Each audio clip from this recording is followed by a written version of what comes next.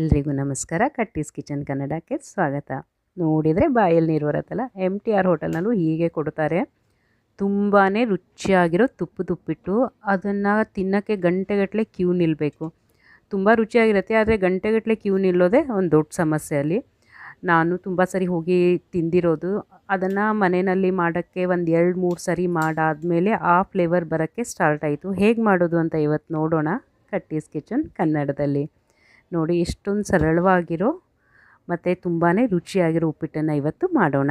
ಮುಂಚೆ ನಾವು ರವೆಯನ್ನು ಹುರ್ಕೊಂಬಿಡೋಣ. ಚೆನ್ನಾಗಿ ಗಟ್ಟಿ ತುಪ್ಪ ಇದು, ಅಂದರೆ ನೀವು ಹಾಗೆ 1 ಸ್ಪೂನಷ್ಟು ಹಾಕ್ಕೊಂಡಿರೋದು. ನೀವು ಕಾದಿರೋ ತುಪ್ಪ ಹಾಕ್ಕೊಂಡ್ರೆ ಸುಮಾರು 3 ಸ್ಪೂನಿಂದ 4 ಸ್ಪೂನ್ ಹಾಕ್ಕೋಬೇಕು. ಅದಕ್ಕೆ ನಾವೀಗ 1 ಲೋಟ, ಈಗ ನಾನು ಯಾವ್ದು ಅಳತೆ ಲೋಟ ತೊಗೊಂಡಿದ್ದೀನಲ್ಲ ಹಾಗೆ ನೀವು ಯಾವುದಾದ್ರೂ ತೊಗೊಳ್ಳಿ, ಒಂದೇ ಲೋಟದಿಂದ ನೀರನ್ನು ಮತ್ತು ರವೆನ ಅಳತೆ ಮಾಡಿ. ರವೆ ಕೈಯಲ್ಲಿ ಹಗುರ ಬಂದಾದಮೇಲೆ ಸ್ವಲ್ಪ ಕಲರು ಚೇಂಜ್ ಆಗುತ್ತೆ. ಈಗ ಇದನ್ನು ಸೈಡ್ಗಿಡೋಣ. ನಾನು ತೊಗೊಂಡಿರೋದು ಬಾಂಬೆ ರವೆನ. ಈಗ ಇದು ರೆಡಿಯಾಗಿದೆ. ಇದನ್ನು ಪಾತ್ರೆನ ಸೈಡ್ಗಿಡೋಣ. ಈಗ ನಮ್ಮ ರವೆ ರೆಡಿ ಆಯಿತು. ನೋಡಿ ಎಷ್ಟು ಹಗುರವಾಗಿ ಉದುರಾಗಿ ರವೆ ಕೆಳಗಡೆ ಬೀಳ್ತಾ ಇದೆ. ಈಗ ರವೆ ರೆಡಿ ಆಯಿತು. ಈಗ ಮಾಡೋಣ ಉಪ್ಪಿಟ್ಟಿಗೆ ಮಸಾಲೆ. ತುಂಬ ತರಕಾರಿ ಬೇಕಾಗುತ್ತೆ ಇದಕ್ಕೆ, ಆ್ಯಂಡ್ ಹೆಲ್ದಿ ಕೂಡ. ಇದಕ್ಕೆ ಮುಂಚೆ ನಾವು 2 ಟೇಬಲ್ ಸ್ಪೂನಷ್ಟು ಎಣ್ಣೆ ಹಾಕ್ಕೊಳ್ಳೋಣ. ಎಣ್ಣೆ ಕ್ವಾಂಟಿಟಿ ಕಡಿಮೆ ಇರಲಿ, ಯಾಕೆಂದರೆ ಮೇಲೆ ನಾವು ತುಂಬ ಜಾಸ್ತಿ ತುಪ್ಪ ಹಾಕಿ ಮಾಡ್ತೀವಿ ಇದನ್ನು.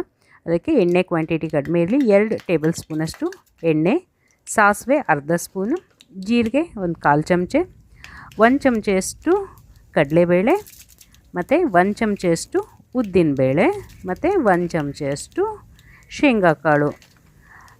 ಇದನ್ನು ಚೆನ್ನಾಗಿ ಮಿಕ್ಸ್ ಮಾಡ್ಕೊಳ್ಳೋಣ. ಇವಾಗ ಇದು ಸ್ವಲ್ಪ ಕಂದು, ಅಂದರೆ ಕೆಂಪು ಬಣ್ಣ ಬರೋವರೆಗೂ, ತುಂಬ ಡಾರ್ಕ್ ಅಲ್ಲ, ಸ್ವಲ್ಪ ಕೆಂಪು ಬಣ್ಣ ಬರೋವರೆಗೂ ಹುರ್ಕೊಳ್ಳೋಣ. ಇದು 1 ನಿಮಿಷದಲ್ಲಿ ಆಗೋಗುತ್ತೆ.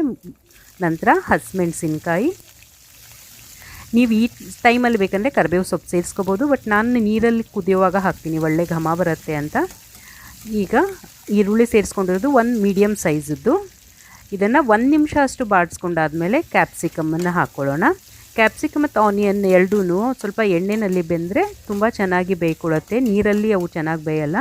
ಅದಕ್ಕೆ ಕ್ಯಾಪ್ಸಿಕಮ್, ಆನಿಯನ್, ಬಟಾಣಿ 3 ಹಾಕಿ ಸುಮಾರು 4ರಿಂದ 5 ನಿಮಿಷದವರೆಗೂ ಹೀಗೆ ಕಂಟಿನ್ಯೂಸ್ಸು ಲೋ ಫ್ಲೇಮಲ್ಲಿ ಹುರ್ಕೋಬೇಕು. ಇದನ್ನು ಎಲ್ಲಿವರೆಗೂ ಆನಿಯನ್ ಸಾಫ್ಟ್ ಆಗಲ್ವೋ ಅಲ್ಲಿವರೆಗೂ ಹಾಗೆ ಹುರಿತಾನೇ ಇರಬೇಕು. ಈಗ ನೋಡಿ ಈರುಳ್ಳಿ ಸಾಫ್ಟ್ ಆಯಿತು. ಇದಕ್ಕೆ ಹೆಚ್ಚಿಟ್ಕೊಂಡಿರೋ ಕ್ಯಾರೆಟ್ ಒಂದು ಅರ್ಧ ಕಪ್ಪಷ್ಟು, ಅಷ್ಟೇ ಅರ್ಧ ಕಪ್ಪಷ್ಟು ಟೊಮೆಟೊ ಹಣ್ಣನ್ನು ಹಾಕ್ತಾಯಿದ್ದೀನಿ. ನಾನು ಟೊಮೆಟೊ ಬೀಜ ಎಲ್ಲ ತೆಗೆದುಬಿಟ್ಟು ಮೇಲ್ಗಡೆ ಪೋರ್ಷನ್ ಹಾಕ್ತಾಯಿರೋದು. ಬೀಜ ಇದ್ದರೆ ನಾವು ಹೆಲ್ತಿಗೆ ಒಳ್ಳೆಯದಲ್ಲ ಅಂದ್ಕೊಂಡು ಬೀಜ ತೆಗೆದುಬಿಟ್ಟು ಹಾಕಿರೋದು. ಇದನ್ನು 2 ನಿಮಿಷ ಅಷ್ಟು ಬಾಡಿಸ್ಕೊಂಡು ಅರ್ಧ ಚಮಚೆಯಷ್ಟು ಅರಿಶಿನ ಹಾಕ್ತಾಯಿರೋದು. ಈಗ ನಾವು ಚೆನ್ನಾಗಿ ಎಲ್ಲ ಮಿಕ್ಸ್ ಮಾಡ್ಕೊಳ್ಳೋಣ.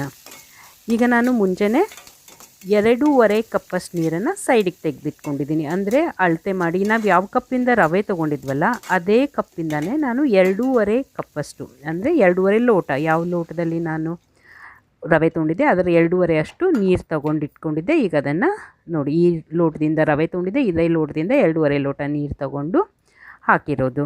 ಈಗ ಇದಕ್ಕೆ 1/4 ಚಮಚೆಯಷ್ಟು ಧನಿಯಾ ಪೌಡ್ರ್ ಹಾಕಿರೋದು, ಮತ್ತು 1 ಚಮಚೆಯಷ್ಟು, ಸಣ್ಣ ಚಮಚೆ ಇದು, 1 ಚಮಚೆಯಷ್ಟು ಖಾರದ ಪುಡಿ, ಉಪ್ಪು ರುಚಿಗೆ ತಕ್ಕಷ್ಟು, ಮತ್ತು ಬೆಲ್ಲ 1 ಚಮಚೆಯಷ್ಟು ಹಾಕಿರೋದು. ಇದನ್ನು ಚೆನ್ನಾಗಿ ಮಿಕ್ಸ್ ಮಾಡೋಣ.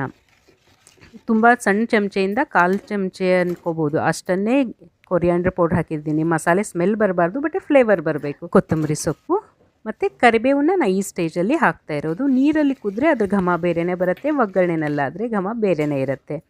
ಈಗ ಇದು ಚೆನ್ನಾಗಿ ಕುದಿಬೇಕು. ಮುಚ್ಚಿಡೋಣ. ಇದು ಸುಮಾರು 5 ನಿಮಿಷ ತೊಗೋಬೋದು ಅಷ್ಟೇ.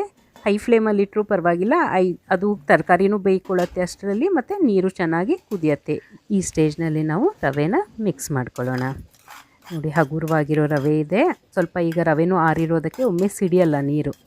ಈಗ ಚೆನ್ನಾಗಿ ಮಿಕ್ಸ್ ಮಾಡ್ಕೊಳ್ಳೋಣ. ಕಂಟಿನ್ಯೂಸ್ ಆಗಿ 2ರಿಂದ 3 ನಿಮಿಷ ಹೀಗೆ ಕೈ ಆಡಿಸ್ತಾ ಇರಿ, ಅದಲ್ಲೇ ಗಟ್ಟಿಯಾಗಬೇಕು, ಸಿಟ್ಕೊಳ್ಳುತ್ತೆ.